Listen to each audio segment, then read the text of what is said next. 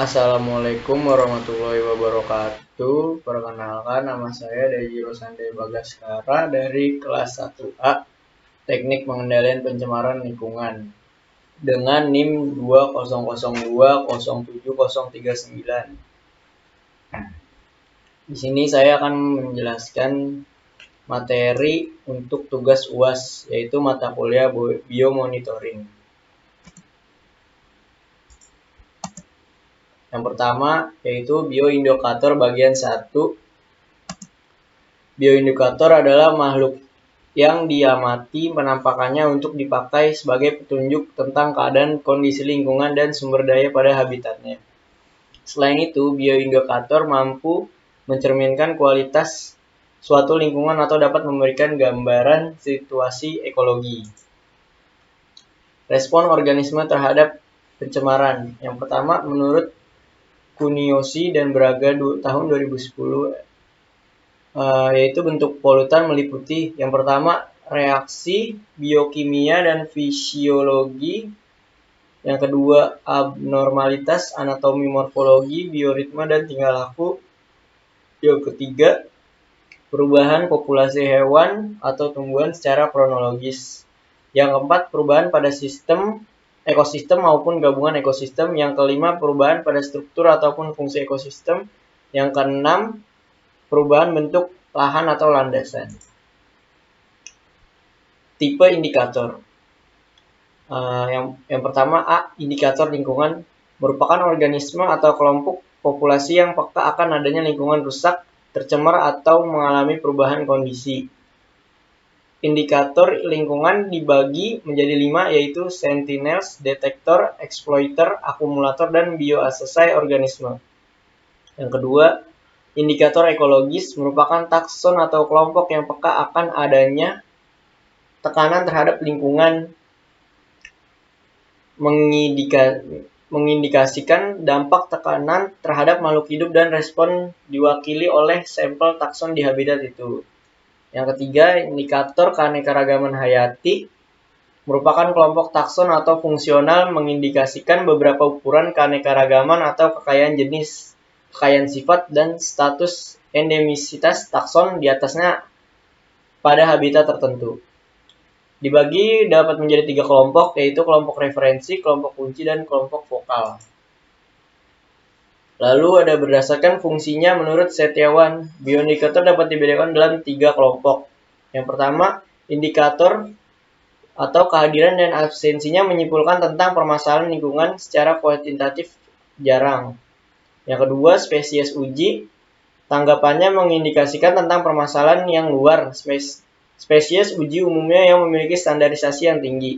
Yang ketiga, monitor, menyediakan bukti akan adanya perubahan kesimpulan kuantitas, biayanya mungkin melalui kalibrasi. Terus, monitor terdiri dari monitor aktif yang tersedia dengan cepat dan monitor pasif, organisme monitor yang diintroduksi. Berdasarkan statusnya makhluk hidup, bioindikator dapat dibedakan menjadi 2, yaitu phytoindikator dan zooindikator.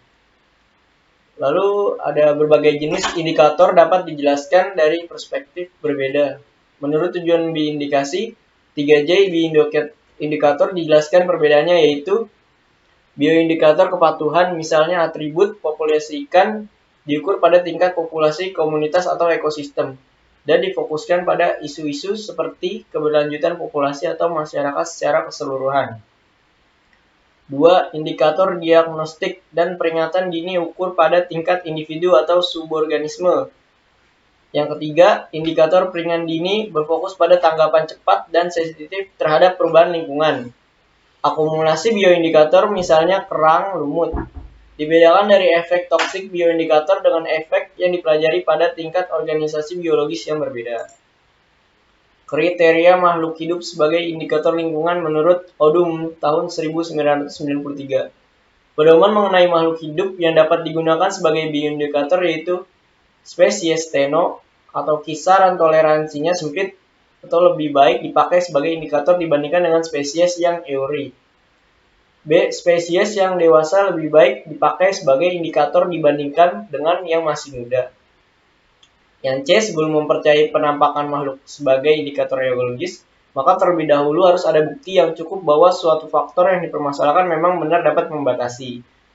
D, banyak hubungan di antara jenis populasi dan seluruh komunitas seringkali memberi indikator yang lebih dapat dipercayai daripada suatu jenis yang tunggal karena integrasi keadaan yang lebih baik dicerminkan oleh keseluruhan daripada oleh sebagian.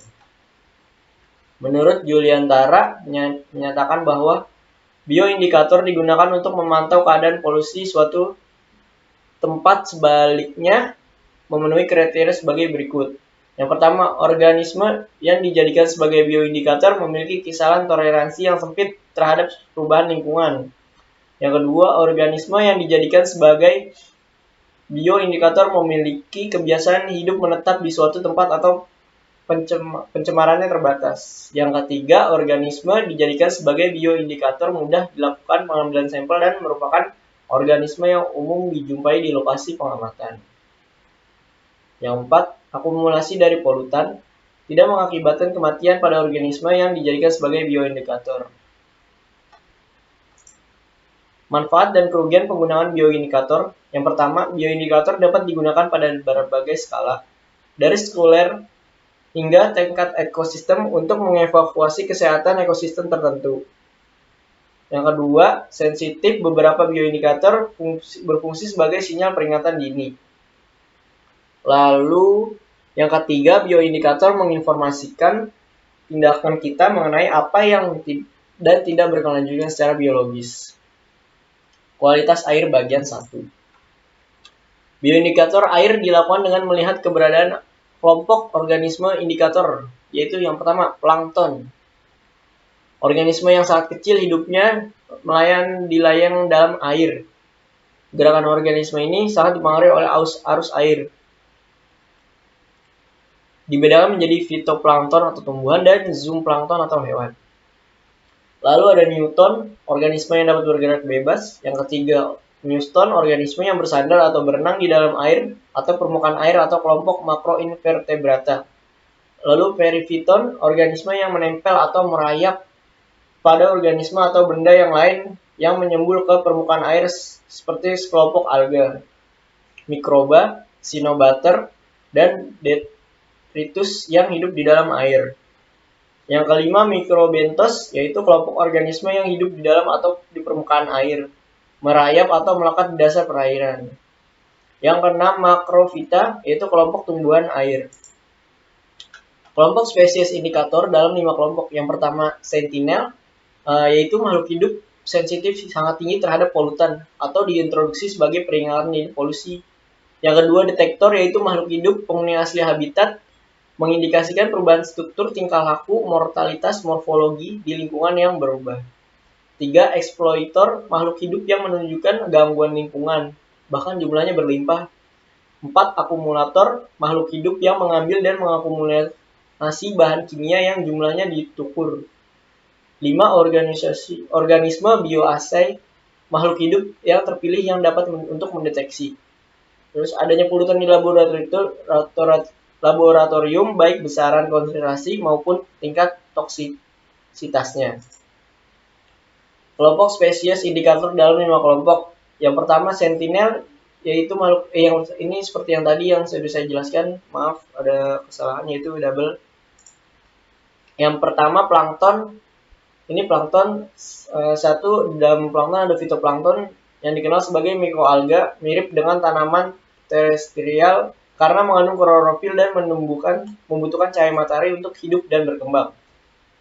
Fitoplankton juga merupakan sumber terpenting perpindahan polutan dari air ke tingkat tropik dan bahkan ke manusia.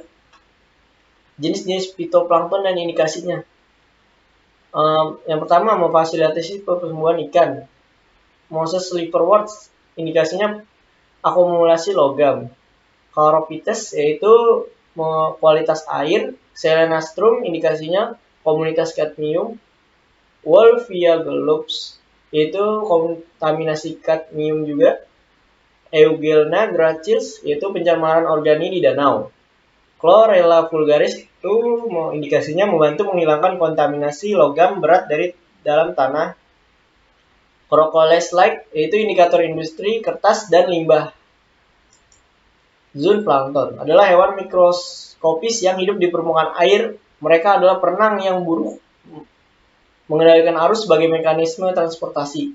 Zooplankton merupakan sumber makanan penting untuk ikan. Mereka memainkan peranan penting sebagai bioindikator dan membantu mengevaluasi tingkat pencemaran air. Jenis-jenis zooplankton dan indikasinya. Yang pertama rotifers, yaitu statusnya tropik.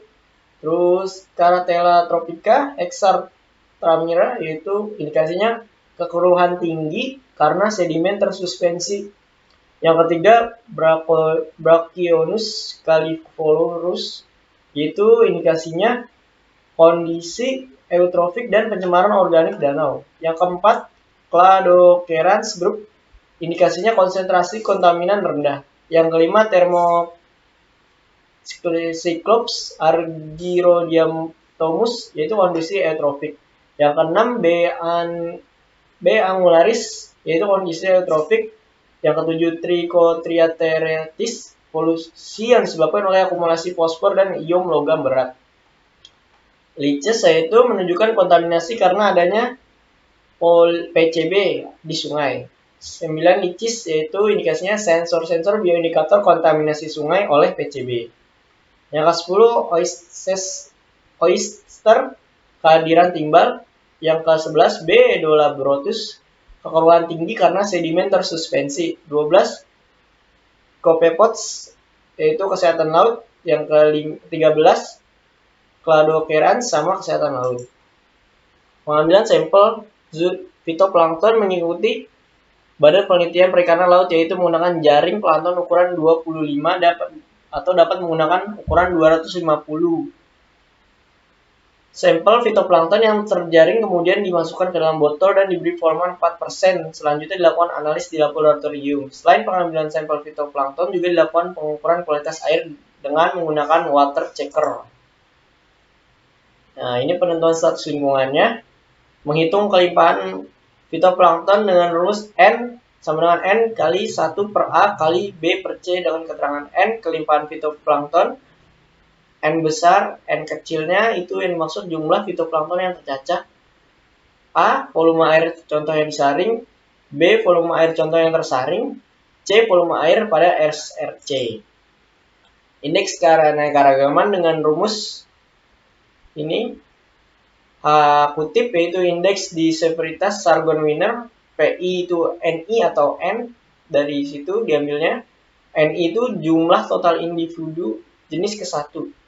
Kalau N jumlah total individu, kalau S itu jumlah genus, dan adapun kriteria pada persamaan Shannon-Wiener yaitu H kutip lebih kecil 1 itu sama dengan komunitas biota tidak stabil atau kualitas air tercemar berat. Nah, yang kalau yang ini stabilitas komunitas biota sedang atau kualitas air tercemar sedang. Kalau yang terakhir stabilitas komunitas biota dalam kondisi prima atau kualitas air bersih. Indeks kemerataan dengan rumus seperti ini. E itu indeks pemerataan, H kutip max itu sama dengan S adalah jumlah genus, H sama dengan indeks keanekaragaman. Kriteria dalam kemerataan yaitu E sama dengan 0 kurang 0,5. Maka pemerataan antar spesies rendah, artinya kekayaan individu yang dimiliki masing-masing spesies sangat jauh berbeda. Kalau E sama dengan 0,6 min 1, maka pemerataan antar spesies relatif seragam atau jumlah individu spesies sama. Koefisien saprobit. Rumusnya seperti ini, di mana X yaitu koefisien saprobit min 3 sampai dengan 3, A itu kelompok organisme Cyanophyta, yang B organisme Dinophyta, yang C organisme Chlorophyta, yang D kelompok organisme Crypophyta. Ini ringkasan teknik pengumpulan sampel preplankton. Ada tipe substrat. Substrat ada yang dapat dilepas, yaitu kerikil, batu besar, kayu yang melapuk. Nah, lalu makroinvertebrata yaitu merupakan kelompok hewan yang tidak bertulang belakang yang dapat dilihat dengan mata telanjang. Makroinvertebrata air dapat memberikan gambaran mengenai kondisi fisik, kimia, dan biologi suatu perairan, sehingga dapat dipakai sebagai indikator kualitas air lingkungan. Sifat-sifatnya, yang pertama sensitif terhadap perubahan kualitas air, terus ditemukan hampir di semua perairan. Yang ketiga, terdiri atas banyak sejenis serta merespon berbeda pada gangguan. Yang keempat, bergerak secara terbatas. Yang kelima, mengakumulasi racun pada tubuhnya. Yang keenam, mudah dikumpulkan dan identifikasi paling tidak sampai tingkat famili. Hal-hal yang harus diperhatikan dalam menggunakan makroinvertebrata, yaitu yang pertama, kehadiran sangat dipengaruhi musim, sehingga pengambilan sampel harus dilakukan setiap musim. Yang kedua, hanya merespon pengaruh perubahan kondisi lingkungan tertentu. Yang ketiga, kondisi lingkungan kimia perairan seperti kecepatan air, substrat dasar sungai, keberadaan pusaran, dan genangan air. Lebar sungai perlu dilakukan pengambilan sampel pada lokasi terpolusi dan belum terpolusi dengan fisik yang seragam. Ini prosedurnya, ada parameter, terus tentukan lokasi dari bagian curam. Yang ketiga, pengambilan sampel dari titik paling hilir selama 1 menit. Kemudian ke titik 2 dan 3, lakukan pengambilan sampel dengan kombinasi teknik kicking dan jabbing. Teknik kicking, caranya meletakkan jaring di permukaan sungai, kemudian bergerak maju ke arah hulu, sambil menyapukan jaring menyentuh permukaan dasar sungai sepanjang meter. Nah, makrobentos adalah hewan yang sebagian besar siklus hidupnya di substrat dasar perairan. Terus menurut Sinaga, berdasarkan pencemarannya digolongkan dalam jenis tahap bahan pencemar, misalnya cacing tubifex, masculinum, dan psdium. Terus jenis lebih bersih misalnya siput, terus bryozoa, serta serangga perairan. Terus yang ketiga, jenis hanya senang bersih, misalnya siput vivianica dan Amnicolidae, serta beberapa jenis serangga dalam fase larva dan nimfa. Nah, ikan salah satu spesies hewan yang sering digunakan sebagai bioindikator, yaitu untuk memantau tingkat pencemaran atau kualitas air. Terus menurut keuntungan Ville tahun 2011, keuntungannya menggunakan ikan sebagai kesehatan lingkungan adalah baik untuk efek jangka panjang dan kondisi habitat yang luas karena relatif berumur panjang dan bergerak. Yang kedua, ikan pada umumnya mencakup sebagai spesies yang mewakili berbagai tingkat tropik, herbivora, insektivora, dan faunivora. Bioindikator kualitas tanah. Invertebrata, kepentingan ekologis dan toksikologinya. Terus fasilitas air yang harus dipertahankan di laboratorium, tingkat reproduksi, sensitivitas menjadi pertimbangan pemilihan bioindikator. Nah, ini ada bioindikator yang baik adalah sensitivitas, keterwakilan yang baik, dan kepentingan fungsional dalam ekosistem, serta pengumpulan, identifikasi, dan analisis yang mudah. Yang pertama, ini Isopolda, Colembia, dan Dipolda. Artinya, tanah dari kelompok hewan saprophaga, yaitu Cycloba. Ini dijelaskan bahwa pengertiannya adalah organisme yang dianggap paling tepat untuk mengevaluasi efek akumulasi zat beracun yang di tanah karena kontak langsung kontaminan yang ada di dalamnya. Nematoda itu bebas maupun tanah menjadi indikator, memberikan gambaran taksonomi dan paksanya melimpah. Memiliki peran penting dalam food waste. Memiliki sifat yaitu 1, respon terhadap pencemar, memberikan perbaikan ke ekosistem karena mempunyai lapisan kulit permeable. Terus sifat tahan SE, misalnya bila lingkungan tidak mendukung, sementara bersifat rentan sehingga mudah terpengaruh perubahan ekosistem.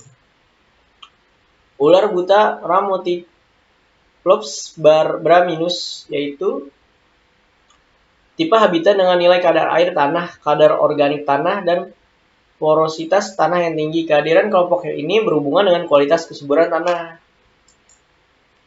Kualitas udara. Polusi udara mengacu pada jumlah serta zat berbahaya yang terkonsentrasi atmosfer dan mengisi udara dalam waktu konsentrasi melebihi yang diizinkan.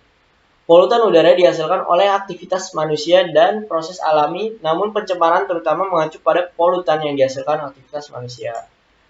Lichen adalah gabungan bakteri dan alga simbiotik sebagai alat besar dapat bertahan pada kondisi lingkungan yang keras.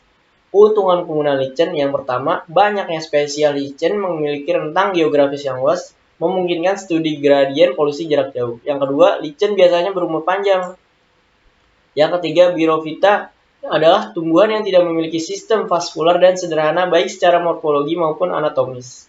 Ada dua kategori Bryophyta sebagai respon terhadap polusi. Yang pertama, sangat sensitif terhadap polusi dan menunjukkan gejala-gejala cedera yang terlihat bahkan di hadapan sejumlah kecil polutan. Yang kedua, memiliki kapasitas untuk menyerap dan menyimpan polutan dalam jumlah yang lebih tinggi daripada yang diserap oleh kelompok tanaman lain dan tumbuhan habitat yang sama. Pteridophyta adalah indikator positif dari integrasi hutan, dianggap berada di antara tanaman darat paling awal muncul, terus memiliki pengertian kelompok yang terdiversifikasi secara global.